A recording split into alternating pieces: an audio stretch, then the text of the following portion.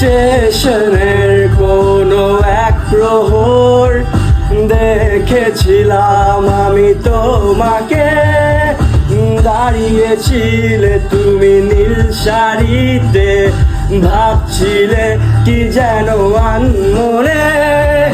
নীলছে আকাশ ধূসর কালো মেঘে ঢেকে যায়, শহর জুড়েই বৃষ্টি এসে তোমায় ছুতে যায়। ধরো না আমারই এ হাত, বলো না হবে কি আমার, করব না চোখেরই আড়াল তোমায় কখনো।